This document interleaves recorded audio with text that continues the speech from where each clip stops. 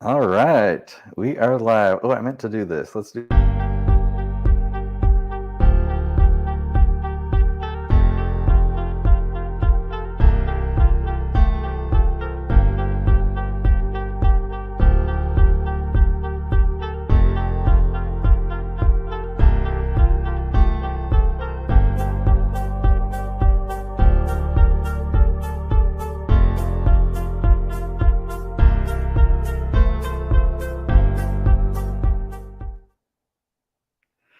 All right, we are live, and I'm laughing. I am not a live stream expert. You know me as a YouTube expert, and so how could I not be a live stream expert?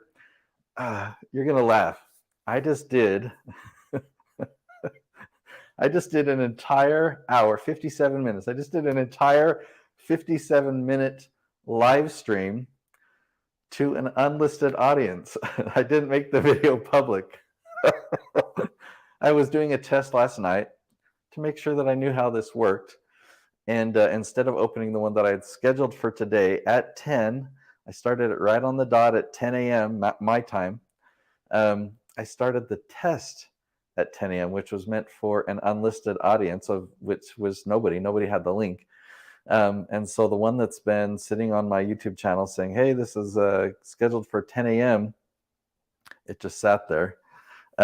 Anyway, so I see that we have a viewer. This is fun. I'm excited. I get to do this. I get to do this again for a real live audience. I'm actually not expecting a huge amount of people to watch this live because I haven't done a live stream for years here on YouTube. But I'm doing one every Saturday this month to do Q&A. Now, if you're watching this after the fact, recording, like most of the views that I'm going to get in this are going to be after the fact. Obviously, I'm not going to be able to answer your questions now, but if you go to asknate.net, and if you are watching it live, you can do this now. You can ask questions there or anytime throughout the live stream, because I will check. It's a Google form, and it submits, it collects all your questions into just one spreadsheet. And then next week on Saturday, when I do another live stream Q&A, I will be able to answer your questions next week. So we've completed 2 days of our 22 module or 22 episode course this entire month of December. If you're new to me, new to my channel, I teach people how to leverage YouTube to generate leads for their business. And I produce over 30 different YouTube channels. Many of them are making 7 figures a year. Several of them are making 7 figures monthly. It really works. The strategy really works. It's predictable. And we know how to generate revenue from small amounts of views. We don't focus on ad revenue. Okay, so enough introduction to me and to my little humorous hour-long practice run. Let's dive into some questions here, okay? So we have a question that is from Roy Alone, if I'm saying that right. Roy Alone, he says, he or she, I'm going to call you Roy and call you a guy. I'm in the process of changing my career as a business English coach online. I'm starting a new YouTube channel using the search process that you teach. He's referring to my Leaf strategy. But my audience is global, so how would I do the research for a channel with a global audience? So you're going to learn this in great detail throughout this month as I teach this strategy. You're going to be able to watch over my shoulder. In fact, maybe we'll even do some searching on the, for those of you watching live, you can even submit some questions and we can do some keyword research together. The quick answer is YouTube is global. It's actually harder to do local. So just by you following my strategy, you will build a global audience.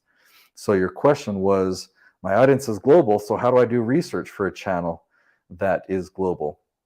You see, our YouTube can be viewed all over the globe. And so if you do keyword research and you find a question in English, then you put it on YouTube, and anywhere around the globe where somebody is watching that and they want to watch it in English, they will find it. And guess what? You can translate that video or kind of do a voiceover in another language. So let's say you do Spanish or Chinese, you can then put it on a different channel for a different language and upload it that way. And that's how you can go global. So the keyword research process helps you go global. The only way, in order for you to target YouTube locally, the the search, the questions that you search for, you would need to put in a local city or state or something like that. So if I wanted to say, how to find real estate deals in Lehi, Utah, right? If let's say I found a title that happened to be that specific, I know that you'll find questions that are like, how to find real estate deals in Los Angeles, or even bigger, like how to find real estate deals in Florida, right? You could in the search bar, you could type in fact, let me show you. If you come to the search bar and we type in real estate Florida, I've already got the questions button turned on here. Let's see, my word count filter. Yep, I already got it set to 8. So how to become a real estate agent in Florida is one. How to get a real estate license. Let's see, I'm going to type in invest in here as well. All right, so this is a way that you can kind of localize it. You see that there's only 4 here that have good search volume. But where to invest in real estate, or is real estate in Florida a good investment? So you could drill that down and find more and more questions like that are more localized. But in general, you put a video on YouTube and you've got a global audience right off the bat. Okay, so let's go to the next question. It is, what program do you use to create custom thumbnails? Anything that works for free? So the answer is, yeah, the free option is Canva. That's what I recommend. I've used it. I don't use it regularly, but I've played around with it. Canva.com does the job. You can go in there and there's a search bar, and you type in YouTube thumbnail and a whole bunch of templates will come up. It'll make sure that the dimensions are the correct size, and you can swap out the background, edit photos, and put on text and whatnot. We've got some other questions we're going to cover that go into more thumbnail strategy, so we'll cover that a little bit. I use Photoshop. So I use Photoshop, the Adobe Creative Cloud, that whole suite of tools. It's amazing. It's robust. You can do anything you ever thought you could dream of. And it's a little pricey. What do I pay? Like $70 or $80 a month for their whole suite of tools. So relatively speaking, that's not a whole lot. But Canva is free. So that's what I would recommend for a free tool. Okay, Brandon Eastman, he says, first part is a comment, and then he's got a question, but I wanted to include the comment. He says, the 5 times a week part with a full-time job is the tough part, which let me address that first. Like, absolutely. I'm busy, and I started working with people that they were, CEOs of companies and entrepreneurs who had very busy schedules. They had demanding schedules, plus they had personal lives that they were wanting to take time with, and community responsibilities and whatnot. So how do we become a daily YouTuber like I recommend? So he kind of answers that question. He says, but the way you film 20 episodes in one day makes that much more possible. Yeah, we wouldn't be able to do what we do. The algorithm basically said, hey, if you want to get these results, then you need to launch 5 episodes a week. And when I learned that, I'm a master of efficiency. I'm like, all right, how can we do this? And I started playing around with different numbers. We would film 5 episodes in a day, kind of 5 in a batch. We'd film 10. That would take about a half day, maybe 4 hours of filming. We could film 20 episodes. So I got to thinking and realizing, like, if we just did a full day of filming 9 to 5, we could film 20 episodes, and then we would only have to do this once a month or once every 4 weeks. So the first person I started doing that with was Chris Crone. There were several that followed, including like Paul Jenkins, and that channel's Live on Purpose TV. And now I produce over 30 different channels that follow this strategy. But it really started to take off. We found that it was so worthwhile.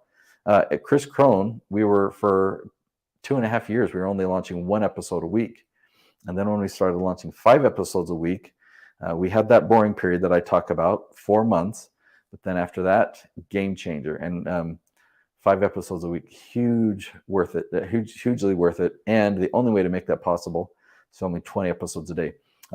This is my Utah studio house. And yesterday here, Nicolene Peck was here, and she filmed 20 episodes in that day. I actually just flew back from Florida. I was there. I filmed a few more than 20 episodes when I was out in Florida for my channel. Katie was there. She filmed 20 episodes in a day. And Elena, she filmed 20 episodes in a day when I was out there. That's what we do. That's what we do. And it's not easy. It's hard work, but it's doable. And that's how. Okay, so let's get to the question now. Now, can you talk more about how you assign tasks to your virtual assistants, such as you film, you upload the raw footage for them, etc.? How that would be super helpful. Okay, so as a heads up, in the year 2023, I'm going to be making a lot of in-depth content about how I hire, train, find, teach, create systems for my team, all the ins and outs about how to hire virtual assistants and how to train them. But I'll answer it here. Okay, so how to assign them tasks, right? How to get them if you get them footage. Okay, so I'll just kind of paint the whole picture. So in order to be successful with hiring an editor or a virtual assistant to do editing or any task, you need to create a system. So for me, let's say, first you sort all the files, then you open them up in your software, and this is how you arrange them. And then you put these pieces in here, and you start to trim stuff. And then you piece it together and make sure audio levels are good. And then you add in text effects, and then you send it over for review and get some revision requests. And then you do your fine tuning and polishing, whatever those steps are, right? You create that step. Now, we film 20 episodes in a day, and how we organize those is we separate all the footage and all the audio files into 20 different folders. So one folder contains the assets for just one episode. So we take those assets, we go through all these steps in Adobe Premiere or Final Cut Pro. Final Cut Pro is my preference, but all my team, I pay for them to have the Adobe Creative Cloud, and so they edit in Adobe Premiere, and we get this finished product.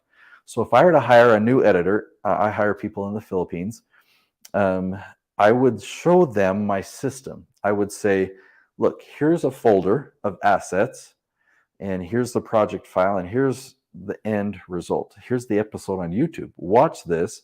So look at the starting point and look at the finish line, right? I'm going to give you a similar folder. I'm just going to hire you for a trial project. I'm going to give you this folder, and I want you to turn it into something similar to what we did over here. So they'll get to work. I hire people to run the system, but I want them to have experience with Adobe Premiere and editing. And I want them to have a passion for editing or a desire to, they have a history of video editing and they want to have a future of it. So I hire those people and they do this trial assignment. Now, typically I might hire 2 people for one position, and I'll give them either the same project or a similar project. And then at the end, let's see, there's a lot that I could talk about here. Like I could say, for me, if I were to edit this video, let's say it takes me an hour, but to train somebody, it's going to take me more than an hour.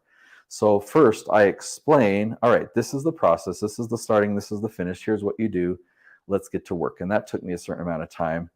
Then they get to work, and they might work on it for several hours, send it back to me. It takes me an hour because I know exactly what I want and what I'm doing. And I have a system. But for them, let's say 4 hours later, they send it back to me and say, okay, here's what I did. What do you think? And I look at it, and it might be 80% of the way there. And what I communicate is, all right, you did this right. You did this right. This looks great. Thank you for all of this. You're about 80% of the way there. Here's what we need for the other 20%. We need to fix this and this style. We edit a little bit differently here. And there's some other things we need to add in. So go ahead and get to work on that 20%. And again, I pay them for this trial assignment, whatever time they give me. I have that arrangement already discussed. And so let's say they get all the way to 95%. So I just have a little bit more feedback. So this obviously is taking me more time than it would be just to edit it myself.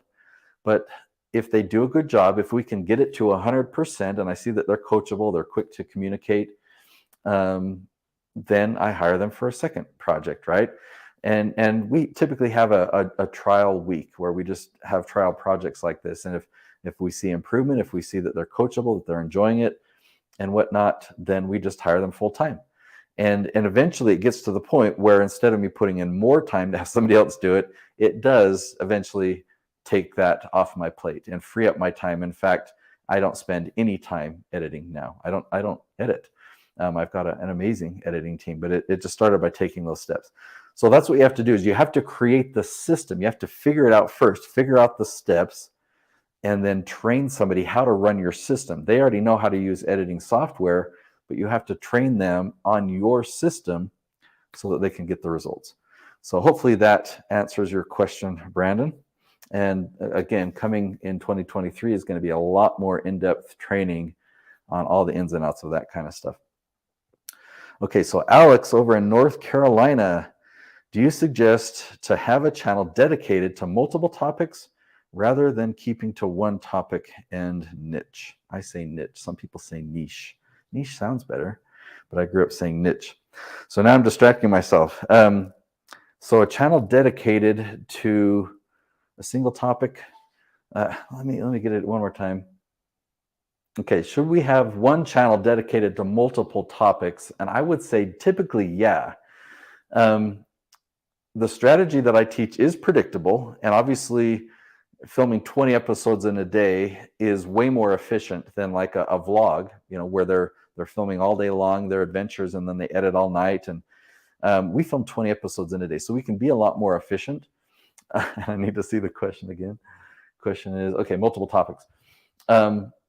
It's still a lot of work because we need to put all of our effort and energy into one channel. In order for this to succeed, we're going to be creating 260 episodes in a year, to hit our goal of generating 7 figures of revenue in our business, which we've done time and time again. The strategy really works. If we have 2 channels, then we've either got to double our time, like put twice as much time into it, or what's realistically going to happen is we're just going to put 50% into this channel and 50% into this channel, and our attention is divided. We're not going to have as much success on either of them. What you want to make sure, if you've got multiple topics on one channel, is that that your audience enjoys all those multiple topics. So I'll give you an example. Paul Jenkins, he's a positivity psychologist. He talks a lot about positivity, mindset, happiness. He talks about parenting as well. And he also talks about relationships and marriage. Now, his audience finds value in all of those topics. And so he can talk about all 3 of those different topics. If you're familiar with my tree analogy, where the trunk of the tree represents your core area of expertise, that would be like 3 different trees all in one channel. And that's fantastic. And that is ideal and recommended. So hopefully that answers your question the way that I answered it, kind of a few different ways. All right. Which camera are you using? All right. I am right now, and this is my go-to camera. It's the Canon 90D, and I'm using a 24mm lens with a wide aperture, which means I can really blur the background. Let me check this out. So I get close. Look how blurry that is. And just so you know, I'm not filming on a green screen. This is my studio house in Utah. I can come clear back here. Maybe I should just do the live stream from back here. Definitely a lot more comfortable. But you notice how the tracking of the camera tracks the focus of my face. And so since I'm so far away from the camera, basically everything should be pretty much in focus right now. But as I come back closer to the camera, it'll focus on my face. And notice how the background's starting to blur. Oh, it hasn't found my face.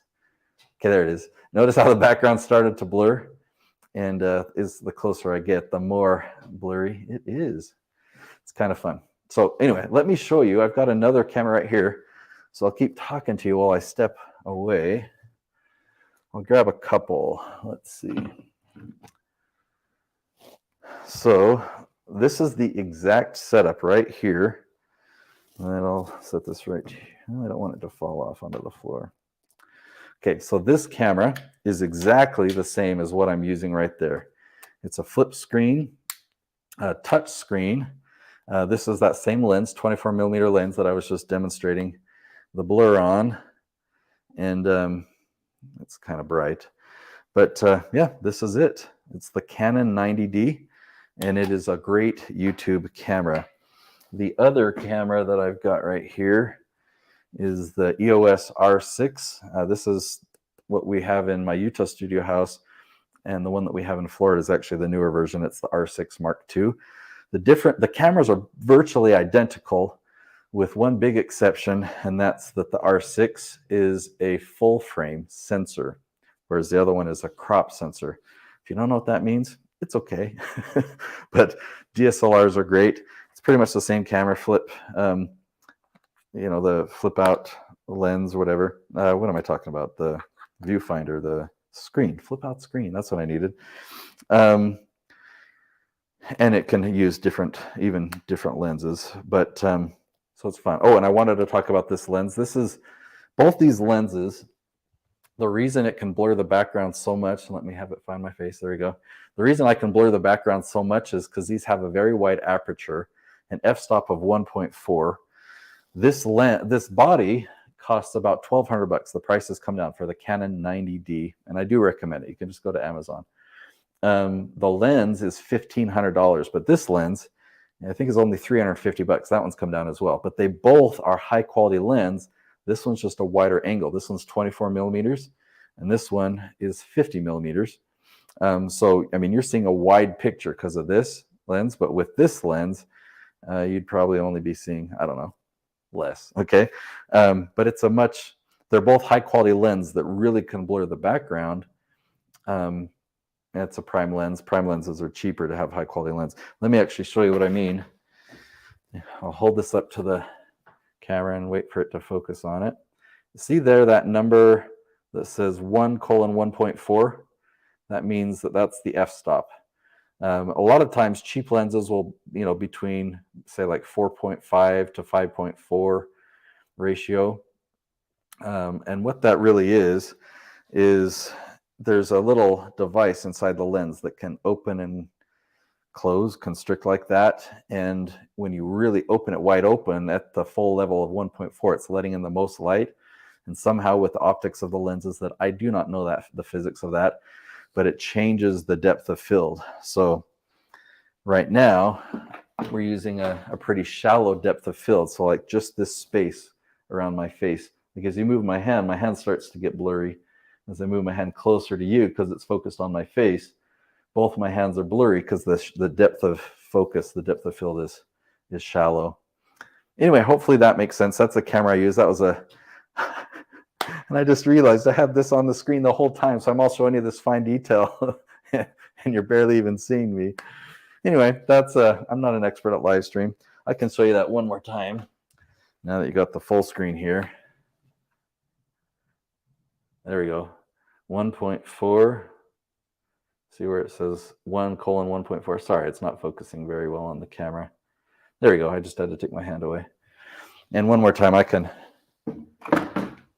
obviously get close to the camera. Can I focus on me? There we go.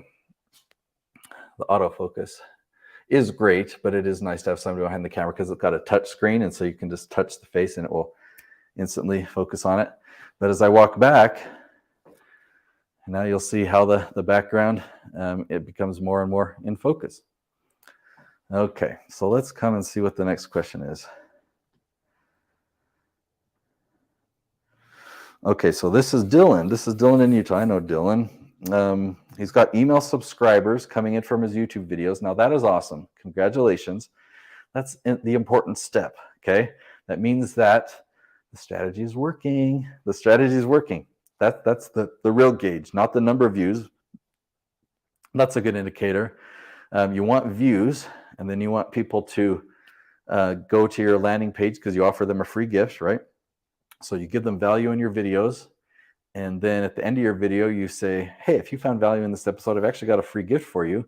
I've got my book that teaches my entire strategy, and if you'd like to master this strategy, I'll give you my book for free. You just pay the shipping cost. So go ahead and click that link below. So that's just an example. That's my lead magnet. I've got my book. My book is done. I've been putting 2 years of work into it. So if you don't have it, you can go to natesyoutubebook.com and you just pay the shipping cost, and then that book is yours. It's called A Hero's Guide to Influence on YouTube. Hot off the press. Very excited. Very excited.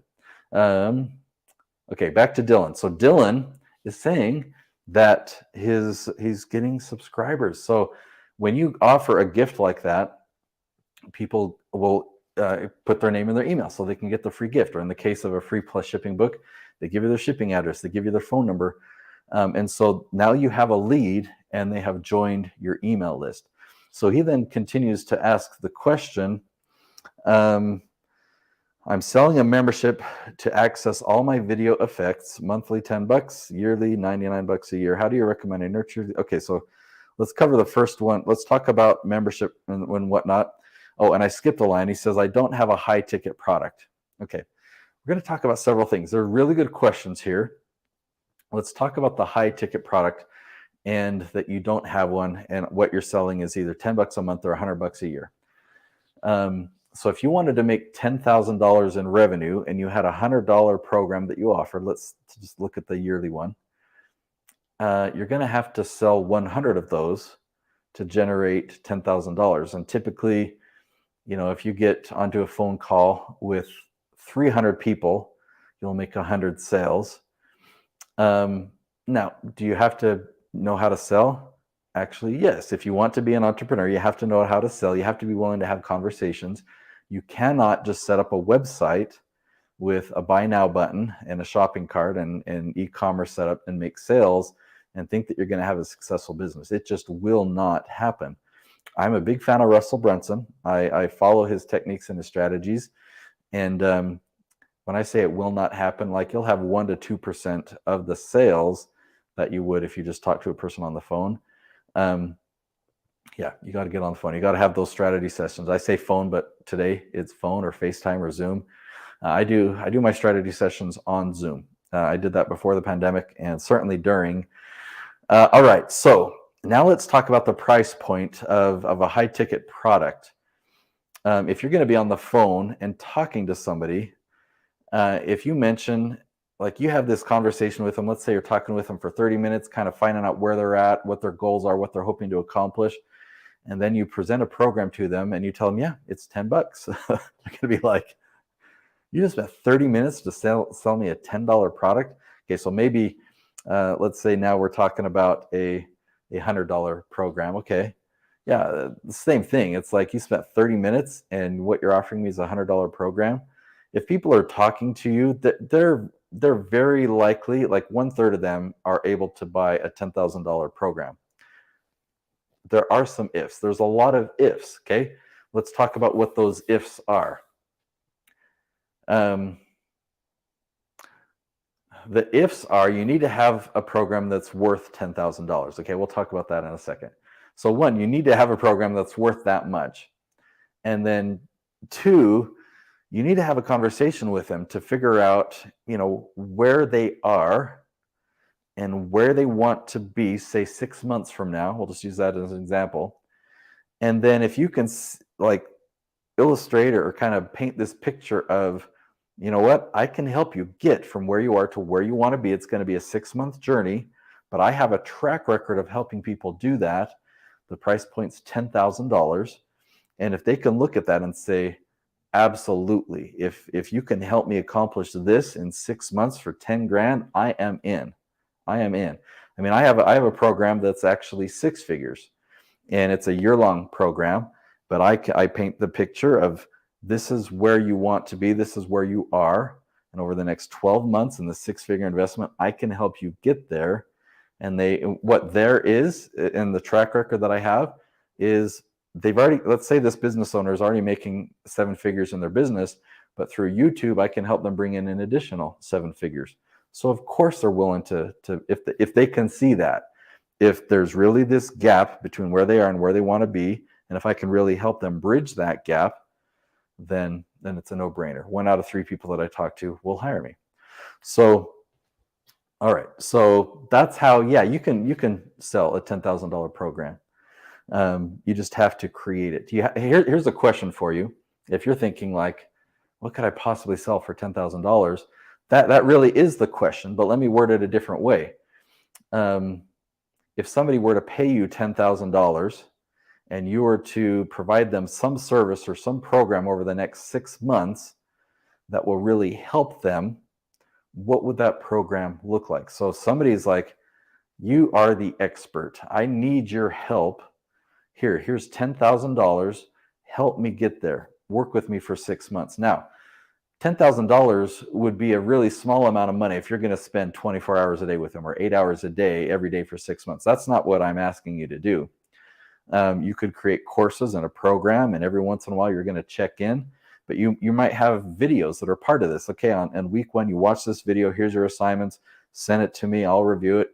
So each week you might, dedicate to that person 10 minutes or maybe an hour because you're on Zoom or whatever it is, but it's only, pieces of your time because they're going through this process. You're helping them with this program. So that's really what I'm asking you is to, like, what program could you create? What transformation could you cause for them? Or, what weight loss could you cause for them? How much income are they going to be able to generate in their business with your help? Or how's their family dynamic going to improve? How about their depression that's going to change, or their phobia? What is it? What could you do for them over 6 months? That's what you need to do. That's what you need to create in order to sell something for $10,000. Okay, so we've got a lot more questions in here. Let's cover the last part there. How do you recommend I nurture these new subscribers, move them towards becoming a member, and how often should I email them, and what should my emails be about? All right, so I'm going to talk about what I do and what Noelle Randall, that you've probably heard me talk a lot about. We email, when somebody joins our email list, we email them every day for 40 days. But what do you email them about as a part of your question? We don't say, hey, I've got a $10 membership program, or hey, I've got a $10,000 program, or hey, I've got a 6-figure program. We don't email them and pitch anything. We don't say, hey, I just launched a new YouTube video, go watch it. Or, hey, do you think you might want to buy something from me? Okay, so think about the content that we put on YouTube. And the reason people are following us on YouTube is because we're answering questions. We're putting out value. We're helping them. We're answering their questions. We're helping them take steps in their success, right? Well, that's what we do on email as well. So we've got a lot of content. We've got a lot of expertise in email. It's written. We can put an image or two in there, but it's written. YouTube, it's video, but it can be the same content. So you can take the transcript of one of your videos, polish it up a bit, and put it in an email. And now they open up their email, and it's valuable. It's got tips, it's got advice, it's got answers to their questions. And so many people that email me, I see an email from them. If I know them, I typically keep them and I don't unsubscribe because they're my friends, but I don't open their email. I just delete it, or I open it really quickly and see, yeah, this isn't a personal email. It's sending out to their list, and I know that they're pitching me something. They're inviting me to some event or wanting me to do something. All right, delete. Most of the time, I get people are spammy. They add me to email lists without my permission. I did not opt in, and yet I get added to their email list.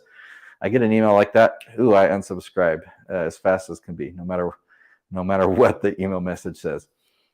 So know that that's the experience we have in email, and you want to stand out and be different. When you send out an email to somebody, you're giving them value.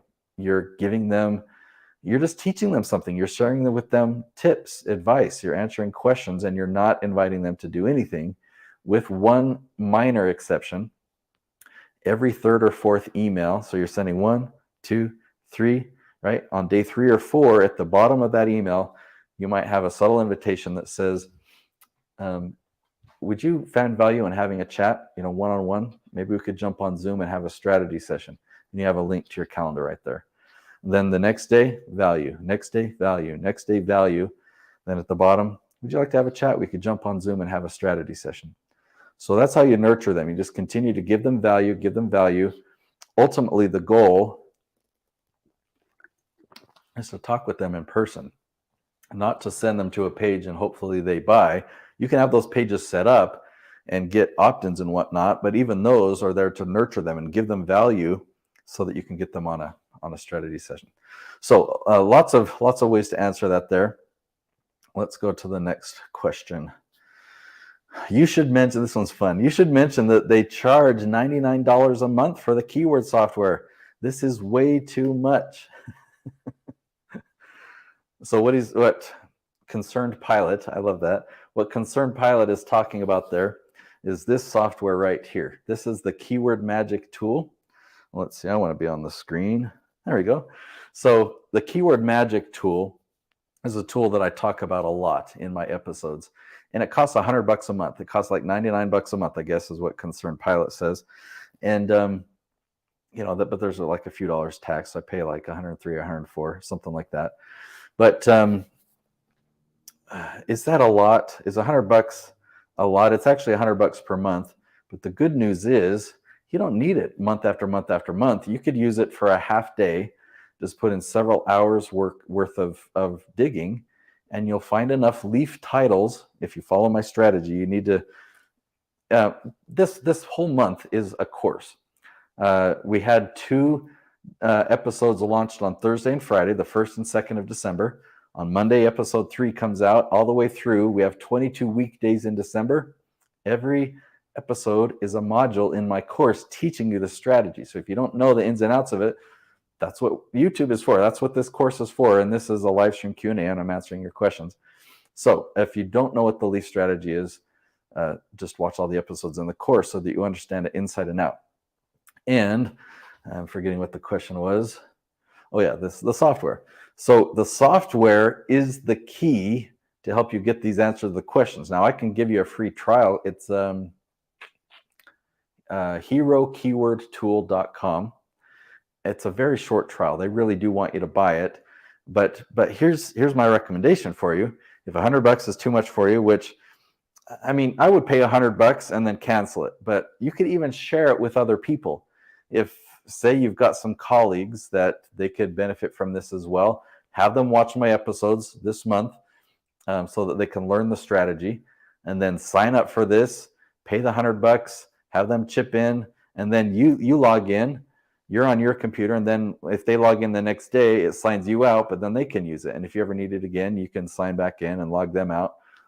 As many people as you want to share the password, and then before the month comes around and it renews, just cancel it. So you pay $100 and you've got, like, if you pay $100 and use this software, and then you follow my strategy with creating videos based on what you find, you do this for a year, and my hope for you is to generate $1 million in business revenue. It's really worth it. It's really worth it. Okay. That was a fun question though. This is way too much. Okay, so this is a comment that I wanted to share that I found on one of my videos recently from Stan in Arizona. You said your videos should be 10 to 12 minutes. However, yours is only 8. What's up with that? So the specific episode that Stan watched was only 8 minutes, and yet I'm talking about episodes being 10 to 12 minutes. Am I a hypocrite? So the 10 to 12 minutes is the sweet spot. That's the goal. That's the target that I shoot for. But that's the average. All right, that's the average. So if I have an episode that's 7 minutes or 8 minutes, I'm also going to have an episode that's 12 minutes or 15 minutes, or a live stream like this that is obviously longer. We've been going for 38 minutes so far.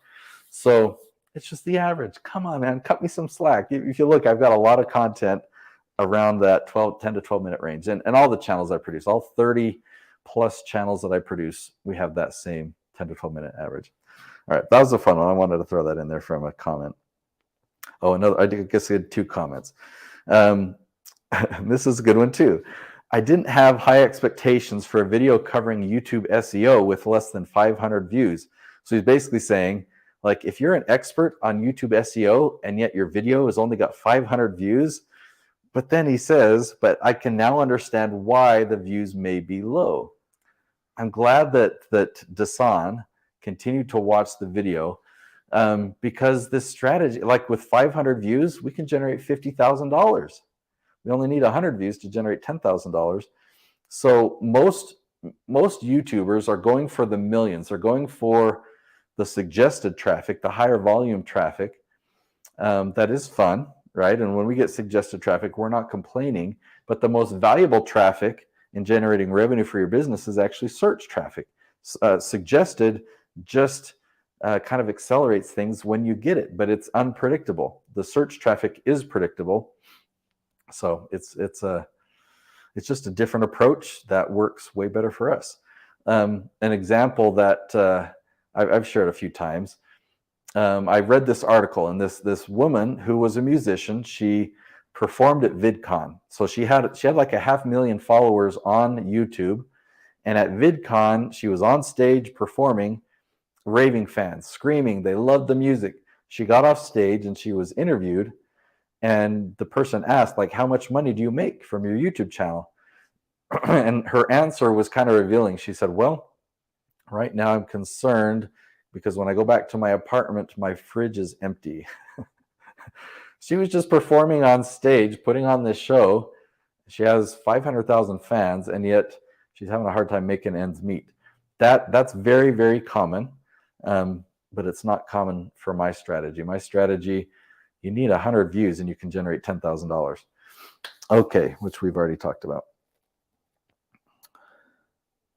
Okay, Alex, North Carolina. When I do this for those of you who maybe didn't watch from the beginning and realize that I did this for an hour already by mistake without broadcasting live. Anyway, I need some water.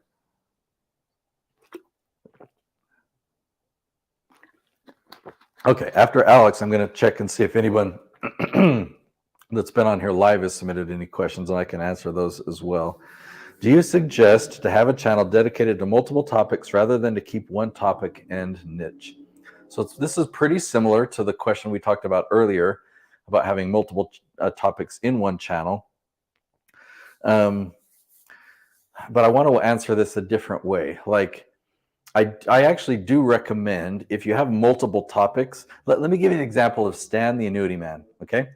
Stan has a very, very narrow topic. He only talks about annuities. My recommendation to him would be, I want you to talk about retirement. I want you to talk about money and wealth. I want you to talk about taxes and tax savings. I want you to talk about Social Security. And I definitely want him to continue to talk over and over and over about annuities. He was a bit stubborn in that regard, but it's okay. It's okay. He has stayed narrow, so he doesn't have as big of a channel. He gets hundreds and hundreds and even thousands of views on some of his videos. He's making many millions of dollars with this strategy. So you certainly can go narrow. The reason he stayed narrow is he didn't want to offer tax advice. He doesn't offer that as a service. He doesn't.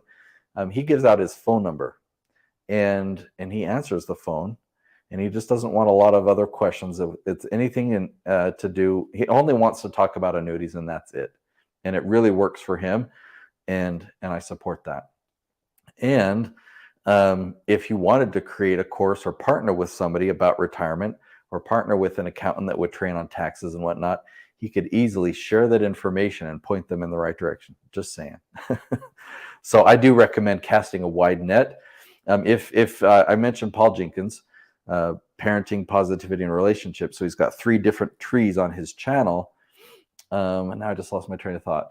Oh, so casting a wide net. What I mean by that is you might pick one leaf from this tree, make an episode, another leaf from this tree, make an episode, another leaf from this tree, make an episode.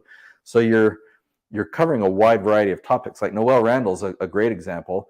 She teaches Airbnb real estate, but she also teaches Turo. She teaches business credit and credit repair. She teaches side hustles and entrepreneurship. She teaches personal development and motivation. So there's a lot of things that she covers, and she's still talking to the same audience for all of those topics.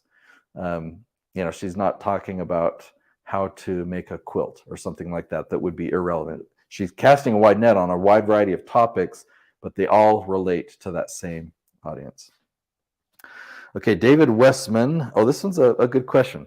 Do algorithms analyze the whole sentence structure of searches or just the words in any order? So the quick answer is yes. The algorithm looks at the order of the words because the humans put words in a certain order. And that's what we want to find. Is we don't just want to find, I talk about parenting, so as long as there's the word parenting in there somewhere. No, I want to do specific keyword research. We did that keyword research for, let me shrink this down here. And let me make this bigger, actually. So I'll zoom in here so you can see this. That's not the best zooming in, but and let's see, I'm just reminding myself what we did here. Let me get rid of the word invest just for the sake of this example. So how to become a real estate agent in Florida. That would be the exact title of your video, right? So Or the next one, how to get a real estate license in Florida, pretty similar. And again, these are too high of search volume, so let me scroll way down. Here we go. How much is the real estate exam in Florida? See, that's a complete different topic. That would be the exact title of your video. So coming back over here, his example is, I want to learn how to download iOS apps on the new MacBooks with the M1 processor. Okay, so I guarantee that's not a Leaf title. So you don't want to have that long example that he gives. He's basically saying, is it better to type out the whole question or just put in the keywords, iOS apps, MacBooks, M1? Well, let's even try that on this tool. iOS apps, MacBook, M1. All right. So iOS apps, let me come up to the top. iOS apps, I'll just put app, MacBook, M1. Let's see if there's any questions at all. Okay, there's one that has a 0. How to run iOS apps on. So it's not how to find them, it's how to run them. Let me turn off my word count filter just to see. Still none. So let me get rid of, like, what? Let me see his question again. It's I want to learn how to download them on that processor. So let's go back here. We want download apps MacBook. And I'll get rid of the M1 because people really aren't searching for that. So you wouldn't want to make a video on it. It's like how to download apps on MacBook or on MacBook Air, or how to download the Netflix app on MacBook. So, I mean, see how specific that is? You could make an episode and teach people how to download a Netflix app on your MacBook. And there's 140 people that search for that each month. So the thing that we got to look at here is, oh, that's a little bit too small for you guys. You know what you want to talk about. You know what you have expertise in. You put a few words into the keyword magic tool, and then you find the questions that people are actually asking. And sometimes the exact question, like learning how to download iOS apps on the new MacBooks with the M1 processor, that's what you want to talk about, but no one's searching for that. You want to go specific, but that's kind of, excuse me, that's over the top specific there. So hopefully that example makes sense. All right. Okay, we're back to Dylan. Thanks for submitting these questions, Dylan. Yeah, some good ones. Okay, and this is related to what we were talking about just before. Is it okay to test different titles other than the specific question in order to increase click-through rate? The click-through rate is something good to focus on when you open up YouTube. In fact, I think I have YouTube on my screen over here. I got to shrink that down, don't I? Okay, so if we go to YouTube and we see all these thumbnails, we see some videos. By the way, this is such an awesome channel. Colin Furs, I want to have a shop like him, maybe one day. But so you see the thumbnail, see the size of it, and then you see the title below it. The thumbnail and the title are always shown together. They're always shown together. So that just gives us some context so I can answer this question here. Can you test different titles other than these Leaf titles? You know, so I have you do keyword research and find this exact question. And can you experiment with it to jazz it up a bit to make it more compelling? And the answer is no. You've got to use the exact Leaf title. But here's where you can have some fun. The thumbnail. The thumbnail is where you can put your creativity. Because the thumbnail and the title are always shown together, you don't have to be redundant. You never need to put the text of the thumbnail, sorry, the title of the video in the text of the thumbnail. You can put other things in there like, realtors never tell you this. Or, okay, so what's your example? How to recover lost Final Cut Pro project, which, by the way, good job, Dylan. I got to show you this. I got to show you this. So let me remember this. How to recover lost Final Cut Pro project. So if we come over here and I type that in, is it? Let me remember. How to recover lost Final Cut Pro project. If that's not it, it'll let me know. But there it is right there. So, and you see it's got the perfect amount. what we're looking for is between 10 and 100 searches per month. More than that, we got too much competition. Less than that, and we don't have enough significant volume. So at least 10. We have at least 10, and this has got double that. So I want to say, good job, Dylan. You did you did it. You did keyword research and you found that question. So he's wondering, okay, can I modify that title? Would it be okay to put the title, the only 3 steps you need to recover? Okay, so what I recommend instead is use the title that you found, the leaf title. That's the title of your video. Okay, that's why I call it a leaf title. There are exceptions. Like you can put a word or 2 at the beginning or a word or 2 at the end. So if you put in like 3 steps, hyphen, how to recover lost Final Cut Pro project, or how to recover lost Final Cut Pro project in 3 steps, that is acceptable and that's okay. But here's something that I would say is even better. On the thumbnail, you put only 3 steps, and you put some emotion. You get close enough to the camera so they can see the whites of your eyes. And you hold up 3 steps. You hold up your computer, and it's like the text that the designers put on the side says only 3 steps, or designers never tell you this, right? So something to create curiosity. Put that in the thumbnail. So that is the answer to that question. All right, so now I am going to look, and you're not going to be able to see this, but it doesn't matter. You don't need to see it because no one has submitted any questions in the last 51 minutes. So here's my challenge to you. In the coming week, there's going to be 5 more episodes. Again, December is a 22 episode month that basically is 22 modules of my course. I'm teaching you the entire strategy on how to leverage YouTube to generate leads for your business. So come back on Monday and watch episode 3 all the way through episode 7 on Friday. When you're watching, you're going to have questions. You're going to want to know how it applies to your situation, or there's going to be something you need more clarity on. Go to asknate.net and submit your questions. And then I can come right here next Saturday, same place, roughly same time. I'll put the link up so there'll be a countdown, and you'll have that for next Saturday. And I will answer all of your questions there just like we did today. So I've enjoyed having you live, and I look forward to having you participate with me the rest of this entire month in this course. And I'll talk to you again live on Saturday, and we'll go from there.